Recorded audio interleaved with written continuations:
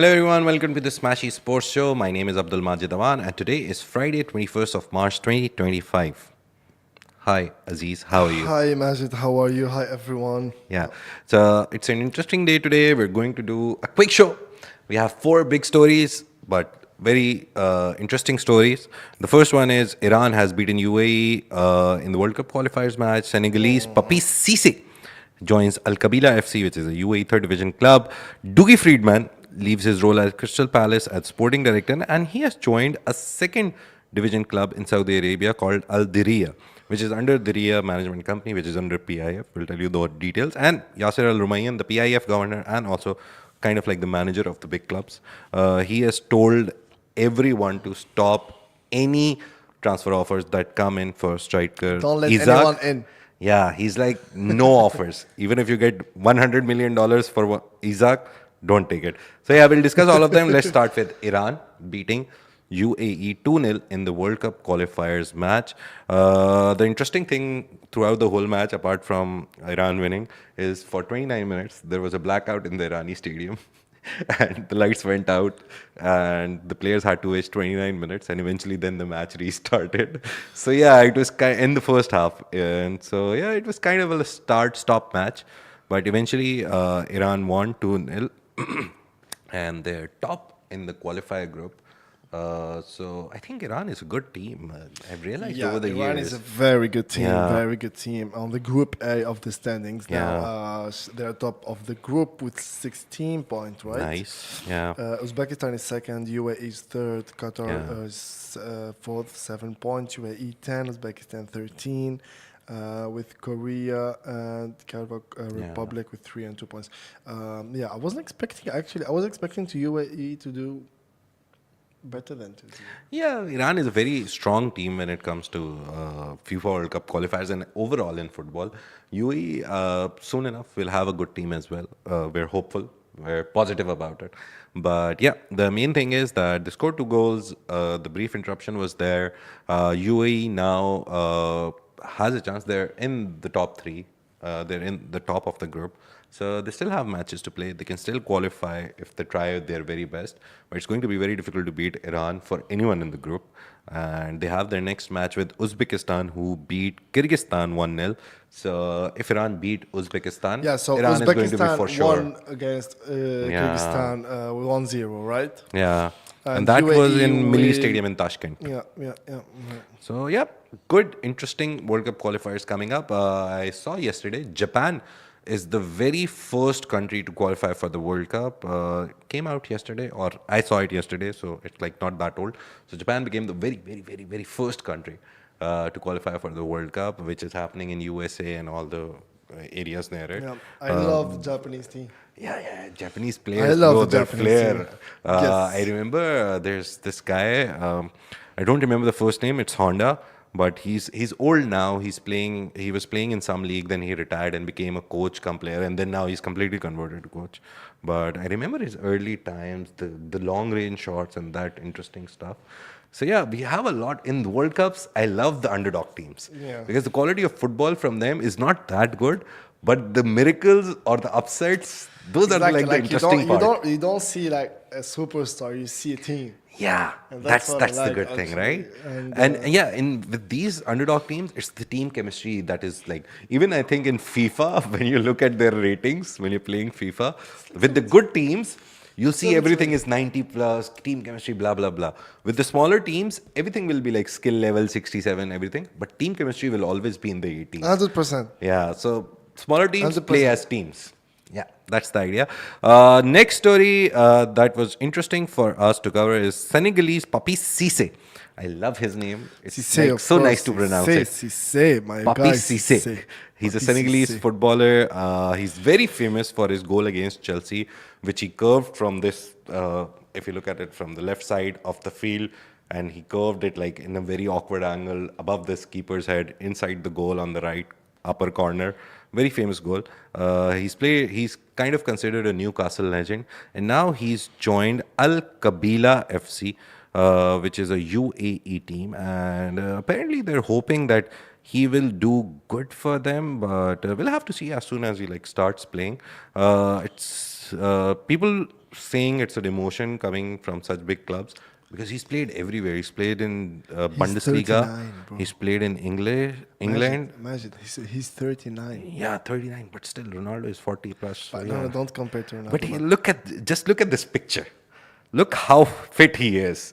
He still has those like fixed, like zero fat biceps. And look at the. So I think he's good enough for 2-3 years. And more importantly, the most important fact that these older players is that the players who play with them, the youngsters, there is like 90% you bring these experienced players to learn from them. To learn from Yeah, them. 10% their on-field contribution it's a good is fit for a important. third division Yeah. league team. Yeah. He's a good fit actually. Yeah. 100%. So yeah, he's going to play in the UAE Third Division League, the fourth tier of Emirati football, which was established in 2024. The division was recently established. The club was co-founded by professional footballer Suhail Warahram and with the name Qabila, meaning the tribe in Arabic.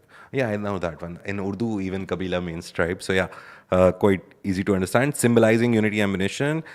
In July last year, His Highness Sheikh Ahmed bin Sultan bin Khalifa Al Nahyan was appointed as club president, marking a significant step for the club. And Al Qabila confirmed the signing on social media. They put up pictures with the Cisse, and he's going to wear number 18 shirt. Number 18. Okay, Yeah. nice. Do you remember the goal? His goal, the amazing curve goal Yeah. against Because Chelsea, I think. because I remember usually I think you would agree if you watch basketball as well, you don't remember the move by the footballer, you remember the commentary. Yeah. Papiss, Cisse, what a goal. You somehow it's the auditory part of your brain Exactly. which That remembers really it more. sticks more than the Right? goal itself. Yeah. Even with basketball, like when someone slam dunks something and the commentator says something crazy. right? It's that part that amazes me. You always 100%. remember the sound that is associated from the commentator. Even in cricket, in football, like Messi, Messi, Messi, Messi, Messi. You remember? Right? It's like one of the best commentaries in the world. Yeah, Football commentary. 100%. Yeah, but yeah, Papiss Cisse was one of those guys. He scored 37 Premier League goals for Newcastle and represented Senegal, his country, at the African Cup of Nations, AFCON, and at the FIFA World Cup. And he's going to be a crucial addition, even with his age. I think he has a lot to contribute. He's playing in the third division league. It's usually kids. So yeah, learning experience plus whatever he does on the pitch, they can take lessons, take notes. Midfielders standing behind, like, oh, okay, this is what you do in this situation. Experienced player telling us. Apparently, at some point, I remember he was like the only African, like the top scoring African player in Bundesliga. So that's one of like his feathers in the cap.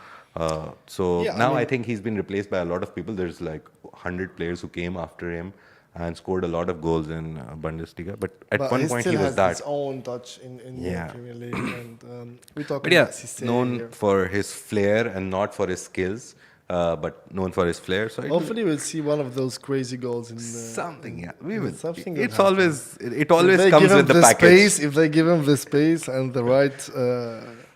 Yeah. So that happened. Dougie Freedman leaves his role as Crystal Palace's sporting director. He's joined Al-Diriyah in Saudi Arabia. Very interesting that someone with an established English Premier League club has left it. And he has confirmed, Crystal Palace have confirmed that he's leaving as sporting director. And he's a former Scotland forward. He'll join Al-Diriyah, a club which was recently promoted from Saudi Arabia's third tier to the second division. And Al-Diriyah's ownership was recently transferred to the Diriyah company, as I said in the start. And the Diriyah Now company the is owned by question PIF. is, why did he do it? The good thing is, recently when Saudi Pro League, obviously with the signing of Ronaldo, Saudi PF realized that football is one of the biggest sports that they'll invest in eventually. So they took over some of the clubs. So even in the first division, the top 4 or 6, if I'm not wrong, clubs are now under PIF management. Even the first division. And then second or third, obviously, they will invest in the lower divisions as well, because those teams eventually They come need to to the go top up. Yeah, league. yeah, true, So true, yeah, true. it's good that the sovereign wealth fund of Saudi Arabia is investing in the future as well, not only in the money making top 6 clubs. They also want to invest in the lower clubs, because those clubs need money. As soon as they get money, they get infrastructure, good players, and then they advance to the first division. 100%. So it's kind of like a long game that they're playing, that they own 6 clubs now. They've stake in the top 6 clubs. And if anyone from the second division also comes to the first division, they'll own 7 or 8, eventually 9 or 10 maybe clubs. So that's a very nice long game that they're playing. And since Al-Diriyah owned the club, His Royal Highness Crown Prince Mohammed bin Salman was named as the chair of Al-Diriyah club as well. So he is the chair. And Freedman had nearly left for Newcastle last year, which is also part owned by PIF. So if they didn't get the guy from there, they got him from here. So it's like they got him either ways. Yeah, they just wanted him somewhere. So if not Newcastle, Al-Diriyah. So yeah, that's the story. In his farewell, Freedman expressed gratitude to Paris, the club's owner, staff manager, at least, and players for the support during his time at Palace, stating that he had thoroughly enjoyed working with them. It's good. You should say you never close the doors, right? That's the philosophy. You never close the doors. You never know when you're coming back. Whenever you're leaving some place, never close the doors. At least keep a small window open so you can jump in back if something bad happens. But talking about PIF, Saudi Pro League and all things Saudis, we have to talk about Yasir Al Rumayyan. He's the PIF governor, and he's told club management to resist any offers for Alexander Isak.